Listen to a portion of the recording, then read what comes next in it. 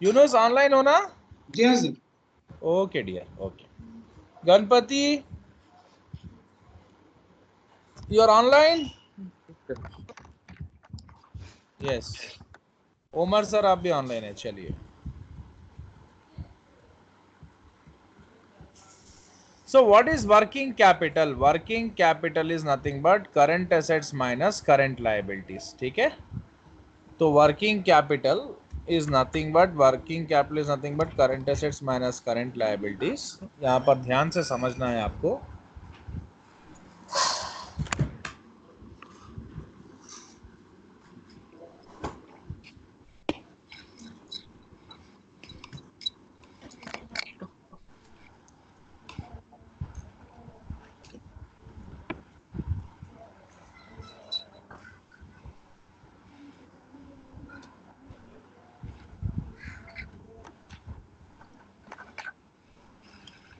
See, working capital is very important to run the business smoothly on regular basis, on daily basis. If you want to fulfill all your daily basis, regular basis requirements, you should always have this working capital intact in your hand. Okay? So long term capital, short term capital are different things. Long term capital is for long term projects, short term capital is for short term requirements. Long term is like more than 1 year, and short term is like 6 months. Long term can be more than 1 year, 5 years, 10 years, anything. And short term is like for 6 months. But working capital is on daily basis, regular basis. If you want to run your business smoothly, you require this working capital. So what is this working capital? Let's see. This is not exactly the cash, but it is a combination of everything. I'll explain you how it goes.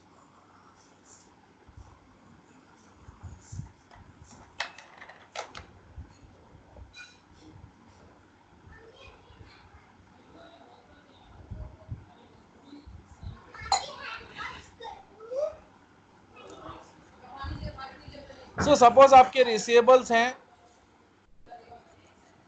1 lakh. Receivables मतलब आपके debtors. आपके पास cash भी है 50,000, और आपका जो कुछ outstanding income आने का है 20,000। आपका कुछ और भी कुछ एग्जाम्पल हम करंट असेट्स का ले सकते हैं। तो कैश इन हैंड है, कैश एट बैंक है। चलिए 3 एग्जाम्पल लेते हैं। अच्छा, आपके जो पेएबल्स है, सप्लायर्स को जो पे करना है वो है। अच्छा, रिसीवेबल्स आपको 1-2 महीने में पैसा देंगे, ठीक है।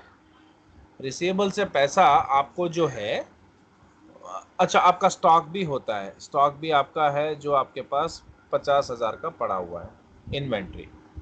ये पूरे करंट एसेट्स है। स्टॉक बेचेंगे तो पैसा आने का रहेगा, आउटस्टैंडिंग इनकम पे पैसा आने का रहेगा, ये आप होल्ड कर रहे हैं, इस पे भी पैसा आने का है आपको, ठीक है। तो ये सारे पैसे आपको आने के हैं, और इसमें ये तो आपके हाथ में, बाकी आने के हैं। सो 220 हो गया। और दूसरी बात क्या है, पेबल्स यानी सप्लायर्स, उनको आपको 1 लाख देने का है। आउटस्टैंडिंग एक्सपेंसेस आपके कुछ 10,000 हैं, ठीक है। और बैंक ओडी भी कुछ है आपका, यानी बैंक का ओवरड्राफ्ट फैसिलिटी भी आपका है 10,000। तो चलिए 2,20,000 में से, अच्छा पेएबल्स को भी हम पे करेंगे 1 मंथ के अंदर, रिसीवेबल्स से भी हमको 1 मंथ में पैसा आने का है। कैश तो हम इससे हमको 1 मंथ में पैसा आना है। जनरली हम कोई भी रिसीवेबल्स को 1 मंथ का ही टाइम देते हैं पे करने के लिए।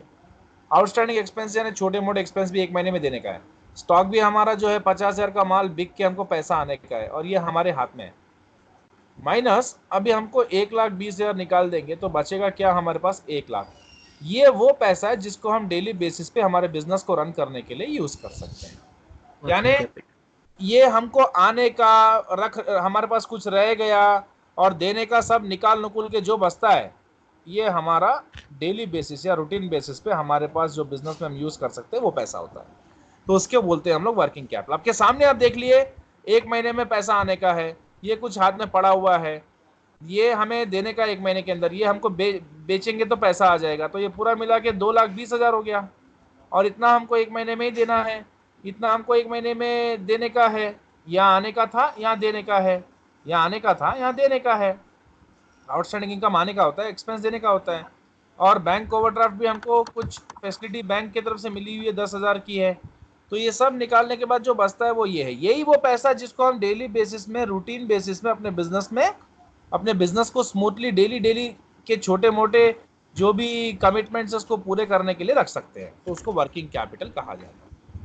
तो डेफिनेटली इसको ये जब हमारे बिजनेस के लिए इतना इंपॉर्टेंट एस्पेक्ट है, तो इसको हमें मैनेज भी करना पड़ता है ताकि ये हमको कम ना पड़ जाए हमारे बिजनेस को स्मूथली रन करने के लिए। अगर ये कम पड़ जाता है तो फिर हमें बिजनेस को स्मूथली रन करने में इश्यूज हो जाएगा, ठीक है ना। तो चलो हम यहाँ कुछ पॉइंट्स को डिस्कस कर लेते हैं। Working capital management involves making sure a company has enough cash to pay for its expenditures as they come due, जो मैं आपको बताया। Candidates will need to be familiar with working capital as a concept, the required levels of working capital for a company, ये सब तो आपको समझना पड़ेगा। Collecting the cash owed to company as quickly as possible and paying the cash owed to others as slowly as possible, मतलब जो पैसा आपको आने का है वो तो आप जल्दी से जल्दी वसूल करोगे, और जो आपको देने का है वो तो आप लेट लगाना पसंद करोगे, क्योंकि आप जितना जल्दी पैसा वसूल करके लाओगे उतना आपके पास पैसा आ जाएगा। जितना लेट करोगे आपको नुकसान होगा, और जितना लोगों को डिले करोगे उतना पैसा आपके पास पड़ा हुआ रहेगा। अब क्या होता है, इसका बोलने का मतलब ये है, हर बिजनेसमैन यही सोचता है। अब कुछ कम लोगों की बात अलग होती है, मेरे को आना है मार्केट से 5 लाख और मुझे देना है 2 लाख, तो मैं क्या चाहूँगा, ये जल्दी से जल्दी वसूल करूँ, इसको डिले करूँ। क्यों? इसको वसूल करके मैं कहीं ना कहीं इन्वेस्ट करके रिटर्न्स कमा सकता हूँ, और इसको जल्दी दूंगा तो मुझे क्या फ़ायदा होगा, ज़्यादा से ज़्यादा ये मुझे डिस्काउंट देगा, ये मुझे अर्ली सेटलमेंट डिस्काउंट दे सकता है, ठीक है ना। उससे ज़्यादा क्या देगा? अगर मेरा रिटर्न 5% का है और इसके पास से मुझे डिस्काउंट जो मिल रहा है वो 2% है, तो फ़ायदा मुझे किस में? इसमें ही है ना, 3% एक्स्ट्रा का। तो इसीलिए हम क्या करते हैं, ज़्यादा से ज़्यादा जल्दी वसूल करके उसको इन्वेस्ट करने की कोशिश करते हैं और इनको डिले करने की कोशिश करते हैं, क्योंकि मार्केट में चलता ही वैसे ट्रेंड है।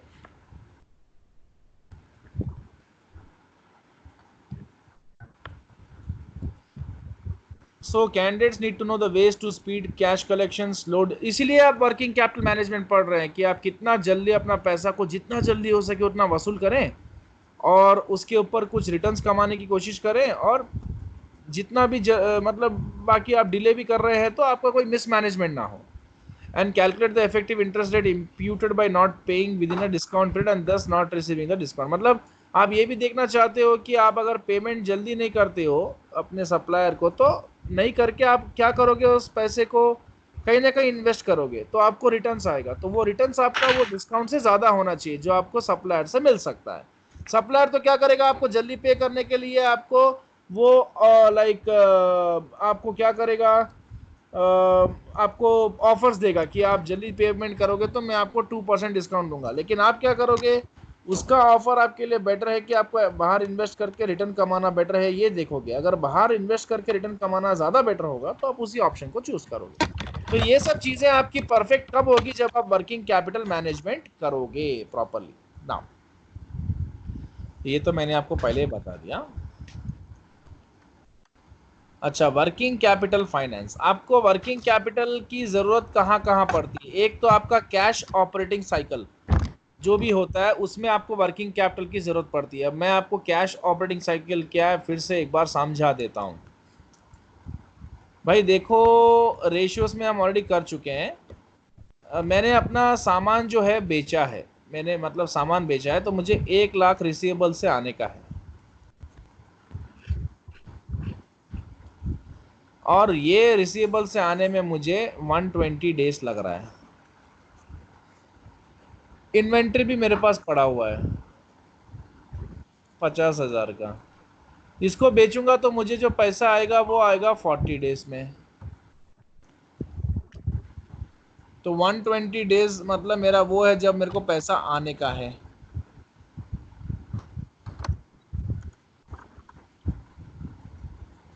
ठीक है। अब दूसरा केस ये है कि मुझे मैंने जो सामान उधार में ला के रखा हुआ है उस उधार के सामान को मुझे उसका पैसा भी देना है। तो सप्लायर्स को मैं देने के लिए मेरे को 40,000 देना होता है, और इसके लिए मैं 40 डेज लेता हूँ।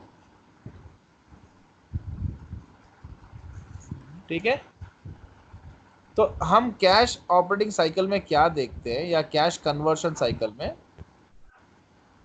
कि 160 डेज में तो हम पूरा पैसा हमको आने का है, उसमें से 40 डेज हमें सप्लाई लगते हैं सप्लायर को देने के लिए।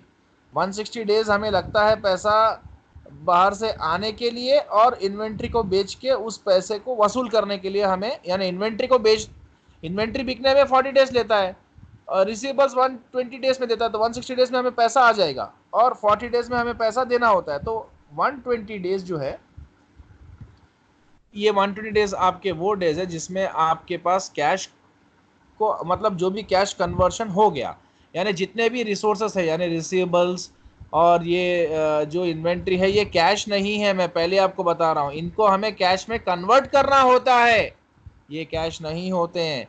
ये हमें 120 दिन में कैश में कन्वर्ट होगा, ये हमें 40 दिन में कैश में कन्वर्ट होगा, दोनों मिला के 160 डेज में कन्वर्शन का टाइम लगेगा हमको, यानी 120 दिन के बाद हमें ये पैसा हाथ में आएगा, 50 दिन के बाद ये पैसा हाथ में आएगा, और 40 दिन में हम इसको पेमेंट करेंगे। तो पूरा मिला के 120 डेज ही तो लग रहा है ना हमें पूरा पैसा कन्वर्ट करने में। कैसे लग रहा है? 160 डेज तो पूरा दोनों कन्वर्ट होके हमें पैसा मिलेगा 1,50,000 का। कितना मिलेगा? 1,50,000 हमें 160 डेज में कन्वर्ट होगा, और हम पे करेंगे 40 डेज के अंदर में 50,000 को। तो 1,00,000 वो पैसा है जो 120 डेज के बाद हमारे पास है, यानी 120 डेज के पीरियड में ये 1,00,000 हमारे पास रोटेशन में चलाने के लिए है। ठीक है ना? तो इसी को हम ये 120 डेज के पीरियड को हम लोग कैश कन्वर्शन साइकिल बोलते हैं, यानी इतना दिन हमें लगा अपने इन रिसोर्सेस को कैश में कन्वर्ट करने के लिए, यानी जिनसे आने का था उनसे आ गया, और जिनका देना था उनको दे दिया, तो बाकी का जो भी टाइम पीरियड 120 डेज का है उसमें हमारे पास जो भी है हाथ में कैश पड़ा हुआ है 1,00,000 रुपए का, यानी ये वो कन्वर्ट होके ही बना। ठीक है ना? मतलब जो भी रिसोर्स आपके सामने ऊपर मैं लिख के बता रहा हूं वो कन्वर्ट हो गया, मतलब रिसीवेबल्स 120 डेज में आने का था, अब वो पैसा, रिसीवेबल्स किसको बोलते हैं? उधार के पैसे आने के हैं, आपके हाथ में आए नहीं है, वो तो आने के हैं। तो उधारी वालों से पैसा आने का होता है, आया नहीं होता है। तो जिनसे आने का होता है ये मत समझ लेना कि वो आ ही जाएगा। ठीक है ना? तो 120 डेज हम लोग टाइम लगा के रखे हैं, और 40 दिन में हम अपनी इन्वेंट्री को बेचते हैं। तो 120 डेज हमें लगता है पूरा कैश कमाने में, और फिर देने में 40 दिन लगा रहे हैं, तो 120 डेज हमारे पास कैश पड़ा हुआ है, कन्वर्ट होके पड़ा हुआ है। अच्छा, तो वर्किंग कैपिटल आपको बहुत काम आता है रॉ मेटेरियल परचेस करने के लिए, अपना जो भी है छोटा मोटा उधार चुकाने के लिए, या सेल्स करे तो जो भी कैश आप क्रेडिट सेल्स करोगे तो कुछ टाइम के लिए आपको पैसे नहीं, आप उसको माफ़ करके रखोगे। क्रेडिट सेल्स का मतलब क्या होता है? You are selling on credit.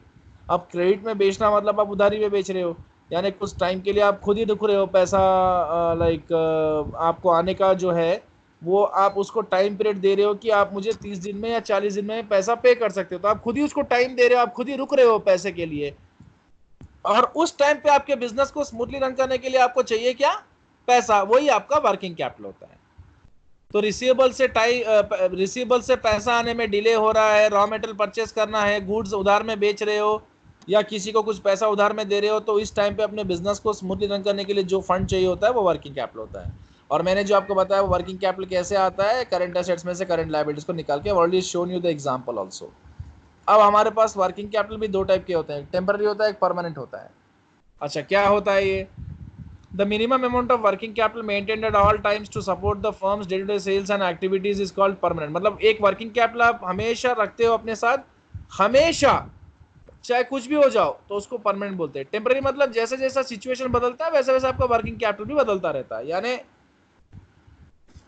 यानी ये वो है जो हमेशा परमानेंट नहीं रखते, आप टेम्पररी रखते हो। मतलब कुछ कुछ चीजों के लिए आप एक छोटा सा मतलब रिजर्व बना के रखते हो कि भाई हाँ, जैसे बिजनेस को परमानेंट रन करने के लिए मैं 1,00,000 का कैपिटल हमेशा रखना बोल के सोचता हूँ। मैं ये सोचता हूँ कि मेरे बिजनेस में हमेशा मेरे पास 1 लाख का कैश होना चाहिए अपने बिजनेस को रन करने के लिए, चाहे वो मेरे को काम में आए चाहे ना आए, 1 लाख में मेंटेन करके रखूंगा। टेम्पररी मतलब उसके ऊपर जो छोटा मोटा खर्चा होता है उसके लिए हम टेम्पररी मेंटेन करके रखते हैं। यानी सीजनल जैसे भी क्या होता है, हर बिजनेस का एक सीजन आता है। तो जैसे कपड़े का बिजनेस है, साल भर खाली बैठते हैं और ज़्यादा खाली नहीं बैठते, मतलब थोड़ा कम होता है। दशहरा, ईद, दिवाली, क्रिसमस में ज़्यादा होता है, तो उस टाइम पे उनको टेम्पररी वर्किंग कैपिटल भी चाहिए अपने बिजनेस में। सीजनल अगर अचानक से सर्ज इन डिमांड है, तो अचानक से ज़्यादा खरीदना है, तो भी उसको थोड़ा वर्किंग कैपिटल एक्स्ट्रा रखना होता है, तो उसको टेम्पररी वर्किंग कैपिटल बोलते हैं।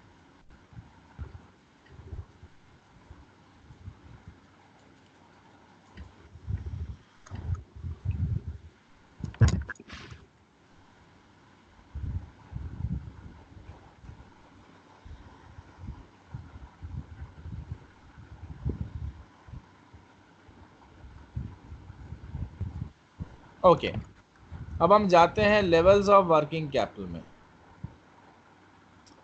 तो यहाँ पर conservative working capital policy, aggressive, चलो मैं आपको इसको अच्छे से एलैबोरेट करके समझा देता हूँ कि वो एग्रेसिव क्या है और वो कंजर्वेटिव क्या है। अब जैसे एक मेडिकल शॉप है एक बंदे का, ठीक है ना, मेरे थोड़े रियल टाइम एग्जांपल रहेंगे, आप उसको रिलेट कर सकते हो।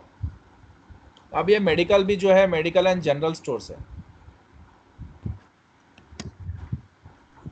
मतलब इसका एक शॉप है, शॉप के थोड़ा बाहर इसके पास थोड़ी सी जगह भी है, खाली जगह पड़ी हुई है, और ये मतलब इधर मेन रोड है यहाँ पर, हाईवे, और ये पूरा एरिया खाली पड़ा हुआ है। यहाँ पर कुछ ना कुछ लोग अपना कुछ सब्जी है वो लगाते हैं, या उसका मेडिकल है, सब मार्केट समझ लो, या उसका मेडिकल है या दुकान है, और इसके पास खाली स्पेस पड़ा हुआ है, ठीक है। अब ये बंदा क्या करता है, इसमें वर्किंग कैपिटल के 3 अप्रोचेस हैं, अप्रोच या पॉलिसी समझ लो आप, ठीक है ना, या लेवल समझ लो। तो क्या होता है, एक है इसका कंजर्वेटिव, एक है मॉडरेट, देखिए ये है नहीं लेकिन मैं आपको समझा रहा हूं, एक है एग्रेसिव। अब ये जो बंदा है मेडिकल का, वर्किंग कैपिटल से रिलेटेड जो पॉलिसीज होते हैं, जैसे अब यहां पर हम पढ़ लेते हैं एक बार। A company that adopts a conservative working capital policy seems to minimize liquidity risk by increasing the amount of working capital it holds.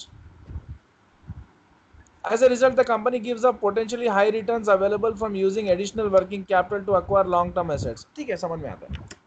Conservative मतलब बंदा जो है वो कुछ ज्यादा एक्स्ट्रा एक्सप्लोर नहीं करना चाहता अपने आप को, मतलब अपना जो पर्टिकुलर बिजनेस वो चला रहा है, वो बिजनेस में कुछ कुछ मतलब एक ड्रास्टिक चेंज नहीं चाहता, जैसा चल रहा है वैसा चलने दो। अब ये क्या सोचता है कि मेरा दुकान है, मैं हमेशा इसको स्टॉक से भर के रखूंगा, हमेशा स्टॉक से भर के रखूंगा, मेरे कंपनी में या मेरे दुकान में कभी भी स्टॉक कम नहीं होना चाहिए। अब आप बोलोगे सर ये तो अच्छी बात है, मैं कब मना करा, कंजर्वेटिव अप्रोच है।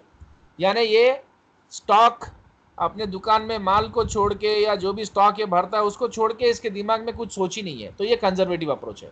ये हमेशा यही सोचता है कि मेरे दुकान में सामान भरा हुआ रहना चाहिए, उसके लिए वर्किंग कैपिटल को यूज करने के लिए देखता है। चलो ठीक है, मतलब क्या होता है, चाहे डिमांड हो चाहे ना हो, मार्केट में डिमांड कम भी है तो भी ये देखेगा कि इसका सामान भरा रहना चाहिए, डिमांड ज्यादा भी हो तो ये सामान भरा हुआ रहना चाहिए बोल के देखेगा। अब मॉडरेट वाला क्या करता है, ये थोड़ा सा मतलब ये क्या करता है, यहां पर दुकान में सामान भर के रखना ठीक है, और थोड़ा बहुत पैसा अपना जो है, जैसे इसके पास अभी जैसे कंजर्वेटिव वाला है उसके पास 1 लाख का वर्किंग कैपिटल है, तो वो क्या देखेगा, 1 लाख का जो भी है माल लेके आ जाओ। मॉडरेट वाला क्या देखेगा, 1 लाख में 20,000 किसी कंपनी के स्टॉक्स में डाल देते हैं, 80,000 का सामान लेके आ जाते हैं, तो ठीक है ना। तो अपने को समझ में आ गया कि ये बंदा जो है थोड़ा मॉडरेट अप्रोच वाला है। ये क्या देखता है, थोड़ा मतलब अभी दिमाग, अभी दुकान में थोड़ा जो है वो सीजन थोड़ा कम चल रहा है, यानी कस्टमर का डिमांड कम है, तो ऐसे में दुकान को पूरा भर के रखना बेकार है, क्योंकि अपन भर के रखेंगे तो स्टॉक क्या है, पड़ा पड़ा स्क्रैप हो जाएगा, वो बिकेगा नहीं और हमें आगे जाकर उतना रिटर्न्स नहीं दे पाएगा जितना हम किसी कंपनी के स्टॉक में लगा के पैसा कमा सकते हैं। और एग्रेसिव वाला बहुत चालू रहेगा, वो क्या करेगा, दीपावली का सीजन आ गया, यानी जो कंजर्वेटिव वाला है उसका सोच वही है, चाहे कोई भी सीजन आओ वो कोई कोई भी एक्स्ट्रा ऑर्डिनरी एक्टिविटी करना नहीं चाहेगा, बस अब मैं वाला मेरा बिजनेस वाला। मॉडरेट वाला क्या करेगा, छोटा रिस्क लेना चाहेगा और कुछ दूसरे कंपनी के स्टॉक्स में लगा के एक्स्ट्रा अच्छा रिटर्न कमाना चाहेगा। एग्रेसिव वाला इतना चालू होता है कि दिवाली का सीज़न आ गया, उसको पता है कि कोई मेडिकल शॉप में दवाई वगैरह कोई भी लेने आएगा, छोटा मोटा स्टॉक रख देंगे, यानी 20,000 रुपये का स्टॉक मेंटेन करके रखेंगे, बाकी 80,000 क्रैकर्स खरीद के लेके आके सामने में एक अच्छा स्टॉल लगा लेंगे, स्टॉल लगा के क्रैकर्स बेच लेंगे लोगों को। तो इससे क्या होगा, 80,000 रुपये अगर वो अभी अगर 1 लाख रुपए का पूरा स्टॉक खरीद के लेके आता और सामान बेचता तो उसको 20,000 का प्रॉफिट होता। ठीक है, अब वो क्या कर रहा है, 20,000 का सामान लेके आ रहा है और उसका 20% कितना होता है, 4,000 का प्रॉफिट तो कमा रहा है वो। लेकिन जो 80,000 रुपये का जो उसने क्रैकर खरीदा है उसमें उसको मार्जिन है 100, आप समझ लीजिए 50%, तो 80,000 का उसको एक्स्ट्रा 40,000 आ गया, तो 1,20,000 प्लस 4,000 यानी 1,24,000 रुपये का प्रॉफिट से बंदा कमाया। वही ये एग्रेसिव वाला क्या, कंजर्वेटिव वाला कितना कमाता, कंजर्वेटिव वाला कितना कमाता उसके ऊपर रिटर्न्स। सपोज मेडिकल वगैरह के धंधे में मार्जिन जो है वो 10% का है, ठीक है ना, तो 10% का मार्जिन होने के नाते, एक सेकेंड, यहाँ पर 50% है ना, हाँ 40,000 रुपये कमाया, 10% का मार्जिन होने के नाते वो सिर्फ 1,10,000 ही कमाता, यानी 3 दिन के अंदर में ये बंदा 14,000 रुपये एक्स्ट्रा कमा रहा है, अच्छा रिस्क लेके, तो अच्छी खासी अमाउंट है ना, दैट्स व्हाट। तो इसीलिए अग्रेसिव वाला क्या करता है, मार्केट में जो सिनेरियो उसका पूरा फायदा उठाने का देखता है और बहुत रिस्क लेना पसंद करता है, वो अपना वर्किंग कैपिटल इस तरीके से डाइवर्ट करता है। मॉडरेट वाला थोड़ा सा मतलब कम रिस्क लेना चाहता है, इसलिए मैक्सिमम वो मतलब जो भी है मैक्सिमम दवाई खरीदेगा और मिनिमम रिटर्न्स के लिए दूसरी जगह पे पैसा लगाएगा। और कंजर्वेटिव वाले को कुछ भी बोलो, वो सिर्फ उतना ही, वो सिर्फ अपने दुकान में ही अपना पैसा लगाएगा और स्टॉक वहीं खरीद के लगाएगा, वो एडिशनल कोई रिस्क लेना नहीं चाहेगा।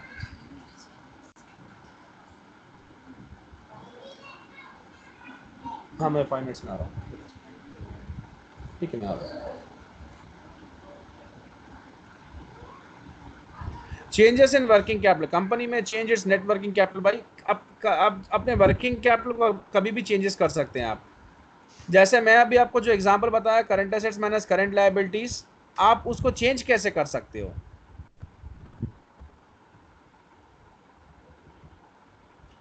या आपका वर्किंग कैपिटल चेंज कैसे होगा, आपका लाइक रिसीवेबल्स 1 लाख का है, सपोज आपने इंक्रीज कर दिया है और सामान उधार में बेचा, 1,20,000 हो जाएगा।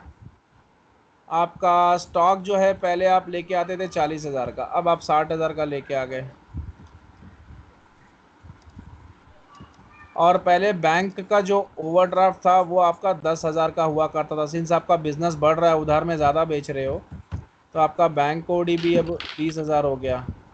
तो आप देख लो ना, अभी 1,40,000 में से 10 निकालेंगे तो 1,30,000 वर्किंग कैपिटल आएगा, और यहाँ पर 1,60,000 में से 20 निकालेंगे तो 1,40,000 आएगा। तो वर्किंग कैपिटल में चेंजेस आ रहा है कि नहीं आ रहा है, कुछ ना कुछ इंक्रीज डिक्रीज करने से आ ही रहा है ना, दैट्स व्हाट। अब changes in working capital depend करता है आप क्या सिनारियो में आप बिजनेस कर रहे हो, उसके ऊपर डिपेंड करता है।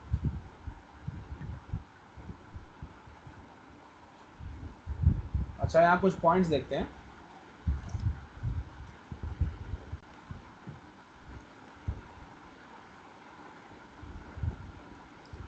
अब कुछ चीज़ों में आपके वर्किंग कैपिटल में चेंजेस नहीं आएगा, जैसे transactions in which one current asset is exchanged for another current asset have no effect on net working capital. जैसे the collection of an account receivable is example of this transaction because it simply increases one current asset cash and decreases other current asset the receivable by the same amounts. अब वो क्या बोल रहा है, जैसे वो ये बोल रहा है, देखो ध्यान से समझना, transactions in which one current asset is exchanged for another current asset, suppose, तो वर्किंग कैपिटल में चेंजेस नहीं आता। जैसे अभी मेरा रिसीवेबल 1 लाख का है, यानी मेरे को मार्केट से जो उधार आने का है वो 1 लाख का है, और मेरे पास कैश अभी जो पड़ा है वो 40,000 पड़ा है। ठीक है, 1 महीने के बाद मुझे रिसीवेबल्स में से 50,000 रुपए रिकवर हो गए।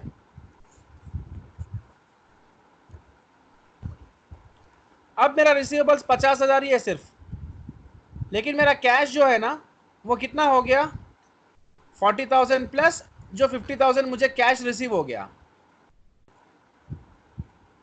रिसीवेबल्स का मतलब क्या है यार, उधार के पैसे जो मार्केट से आने के हैं। मुझे 1 लाख रुपए आने का था, जिसका 50,000 रुपए मुझे आ गया। तो 50,000 रुपए आ गया, मतलब हमारा रिसीवेबल्स अब 1 लाख है कि 50,000 का है? सिर्फ 50 का है, क्योंकि 50 की उधार का पैसा मेरे को आ गया। मेरा रिसीवेबल्स 1 लाख का था, जिसमें से 50,000 मैंने वसूल कर लिया। अब मुझे कितना वसूल करना है मार्केट से? एक्स्ट्रा 50 करना है। तो मेरा रिसीवेबल्स अब 50,000 का, यानी और मुझे उधारी मार्केट से जो निकालनी है 50 की है, क्योंकि मैंने 50 का निकाल दिया है। तो मेरा रिसीवेबल्स 50,000 से कम हो गया, लेकिन वो मेरा रिसीवेबल जो कम हुआ वो मेरे कैश को ऐड हो गया। तो अब मेरा एसेट्स कितना, पहले मेरा एसेट्स का वैल्यू कितना था? 1,40,000। अब कितना है? 1,40,000 रहेगा। तो कोई चेंजेस नहीं हो रहा। That's what they are explaining.